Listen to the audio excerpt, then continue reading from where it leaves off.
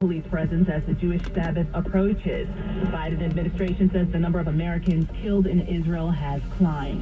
And that conflict could be the driving force behind a couple of potential hate crimes here in the city, according to the NYPD. X, we all know it as Twitter, says the company removed hundreds of Hamas-linked accounts. And if you're on Social Security, you'll be seeing a hike, a small one, next year. In sports, the Rangers open their season up in Buffalo. The Devils host Detroit. Thursday night football, the Broncos at the Chiefs. 68, we're going down to 54 in Midtown. Winds news time 521. Now traffic and transit on the ones. Here is Kelly Dillon. A huge mess on the Cross Bronx this afternoon. We're dealing with two separate crashes. Next right, First on the and eastbound side of right Castle turn. Hill Avenue. This accident is still in the two left lanes. It is at a complete standstill right back across the inbound George upper and lower decks, which are also at a standstill now. And also now on the westbound Cross Bronx into 3rd Avenue, a new accident here separate in the two right lanes, backing things up at a complete standstill back to the Bruckner interchange. So whatever you do, avoid the Cross Bronx this afternoon, just a huge mess. The northbound side of the FDR now also quite a mess into the RSK Bridge.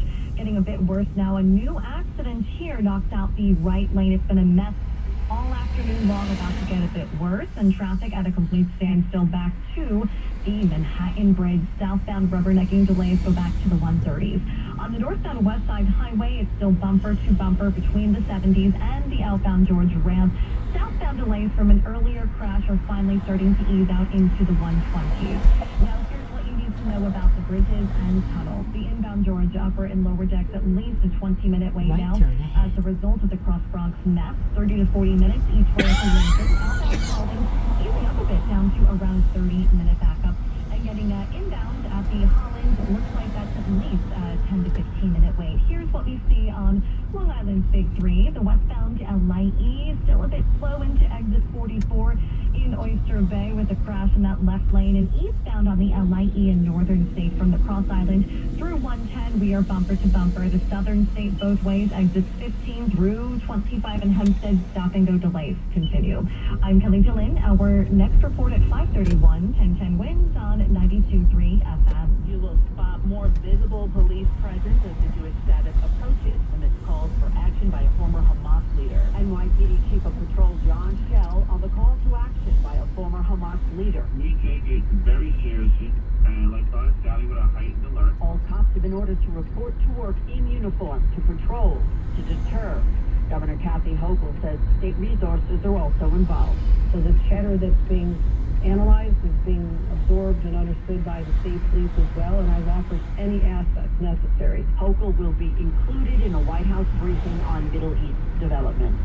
Juliet Papa, 1010 Wings on 92.3 FM. And Mayor Adams is about to hold a press conference shortly, in just a little over a half hour, on those security measures here in the city.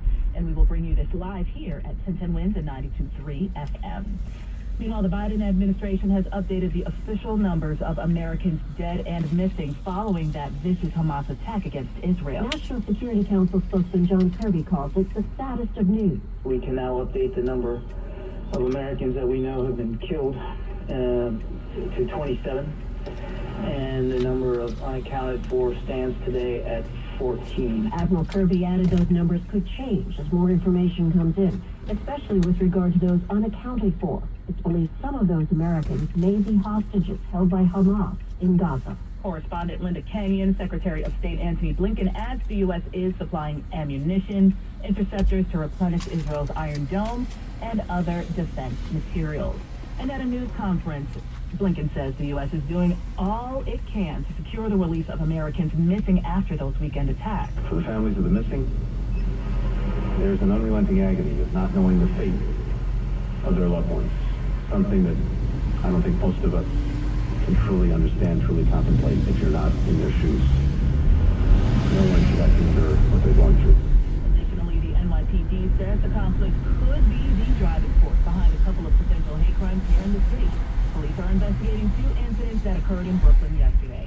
First, two teens allegedly fired imitation guns, possibly BB guns, outside a synagogue in Gravesend last night. Then a couple hours later in Bay Ridge, police say a group of men waving an Israeli flag attacked a man with a Palestinian flag. Police are still looking for those suspects, both incidents being investigated as possible hate crimes.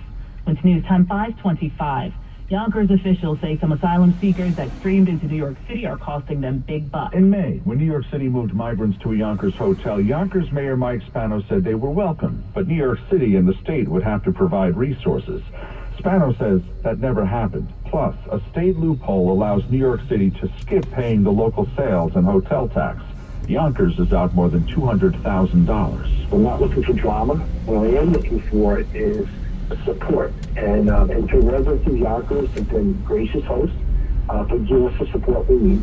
So we're not going to have a catastrophic effect on our budget. Yonkers is suing the Plaza Esperanza because hotel guests are not allowed to stay beyond 30 days. The city is seeking fines. An attorney for the hotel tells the Journal News he believes they can work out an amicable resolution. Sean Adams, 1010 Wins on 92.3 FM in Westchester. Wins News Time 526. Time now for Bloomberg Money Watch on 1010 Wins. Here is Erica Herskowitz.